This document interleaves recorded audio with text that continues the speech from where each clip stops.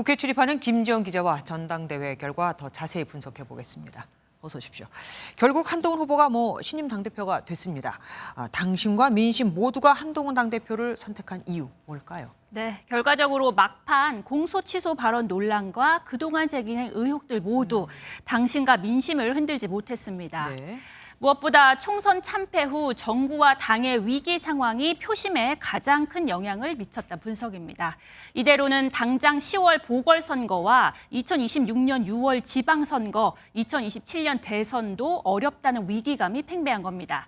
TK 한 의원은 정권 창출에 기여해온 TK 민심은 오히려 냉정하다며 당의 변화와 윤 정부의 성공 그리고 민주당에 맞설 적임자를 선택한 것이라고 말했습니다.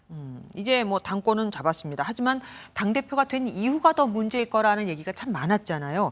나경원, 원희룡 후보와 감정이 상할 정도의 설전도 오갔고요. 이걸 네. 어떻게 수습하죠? 그 당내 의원들에게 좀 물어봤어요. 네. 물어보니 감정적인 앙금이 바로 사라지기는 어렵고 그렇죠. 하지만 결국에는 화합할 것이라는 의견이 많았습니다. 당을 깨려는 게 아닌 이상 표면적으로는 봉합 절차를 보인다는 겁니다. 중요한 건 한 대표가 새 후보를 어떤 메시지와 방식으로 포용하느냐인데요.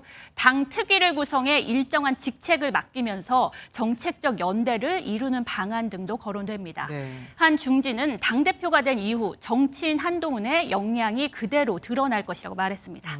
그런데 지금 말씀하신 건 개인적인 얘기들이고 더 심각한 건 당내 계파 갈등입니다. 이번 전당대회를 거치면서 친한 친윤 간 대립이 더 심해졌거든요. 네, 맞습니다. 전당대회 과정에서 부상한 친한 그룹 그리고 기존의 친윤 그룹 간 이견을 조율하는 게 바로 한동훈 지도부의 가장 큰 과제입니다. 네. 최혜병 특검에 대한 갈등은 이미 수면 위로 드러났죠. 앞서 추경호 원내대표는 원내 사안은 원내대표 중심으로 간다며 사실상 한 대표가 제안한 제3자 추천 특검을 겨냥했습니다.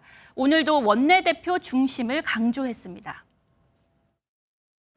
여러분께서 뽑아주신 108명의 의원들이 저 추경호 원내대표를 중심으로 똘똘 뭉쳐서 저희들이 싸워서 이기겠습니다.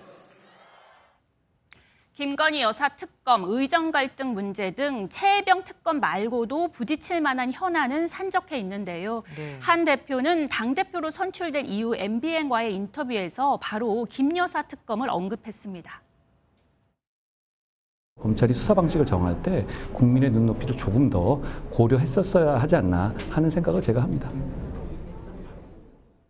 이런 점에서 친윤 그룹이 한동훈 지도부의 결정에 일일이 반대하고 또 주도권을 쥐려는 방식으로 한동훈 흔들기에 나설 수 있다는 관측도 나옵니다. 하지만 지금 말씀하신 대로 당권을 쥔 건 한 대표입니다. 한 대표 가만히 있지 않을까요? 네, 당내에서 친한으로 분류되는 의원 약 10명 정도 됩니다. 네.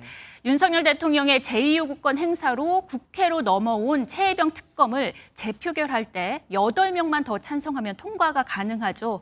충분한 반란표가 될 수 있지만 친한과 친윤 모두 당이 쪼개지는 극단적인 무리수는 두지 않을 것이란 분석이 많습니다. 그러니까 결국 당정 관계가 앞으로 어떻게 되느냐에 따라서 계파 갈등 양상도 달라지지 않겠습니까? 네, 당내 한 인사는 대통령실이 어떠한 시그널을 보내느냐에 바로 이 계파 갈등이 달려 있다고 말했습니다. 네.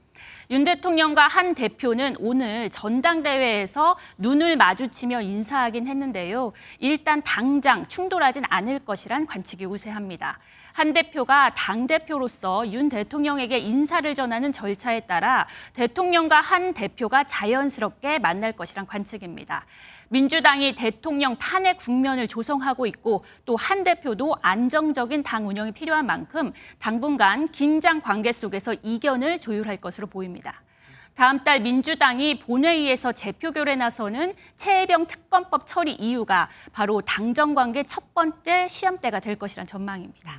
대통령도 그렇고 한동훈 대표도 그렇고 사실 상대적으로 정치 구력이 그렇게 길지는 않은데 그 어느 때보다 정치력이 필요한 때입니다. 지금까지 김지영 기자와 함께했습니다.